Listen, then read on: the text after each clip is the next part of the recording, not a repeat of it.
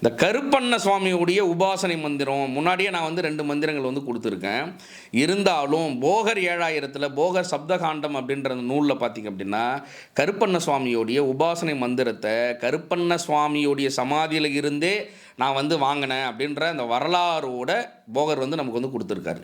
அதில் ஒரு குடுவை வந்து சொல்கிறார், குளிகை அதை புண்டு கொண்டு அப்படின்னு சொல்கிறார். குளிகைன்னா நான் முன்னாடியே சொல்லிட்டேன், ஒரு தாயத்தாகவும் யூஸ் பண்ணுறதும் சரி, இல்லைனா ஒரு குடுவையாகவும் சரி. அந்த குடுவையாக வச்சு நம்ம அந்த உரு ஜபிக்கிறோம் அப்படின்னா அதிகபட்சம் 2லேருந்து 3 நாளுக்குள்ளே கருப்பண்ண சாமியோடைய காட்சி நமக்கு கிடைச்சிரும், உடனடியாக கிடைச்சிரும். அப்போ வந்து உபாசனையாக வச்சு பண்ணுறவங்க எல்லாருமே இந்த குடுவையை வச்சுட்டு இந்த கருப்பண்ண சாமியோடைய மந்திரத்தை நம்ம உரு ஜபிக்கிறோம் அப்படின்னா உடனடியாக ரொம்ப சீக்கிரத்தில் நமக்கு வந்து கருப்பண்ண சுவாமி காட்சி கொடுப்பாரு. அதனால் பல்வேறுபட்ட முறைகளில் நமக்கு வந்து துணை புரிவார்.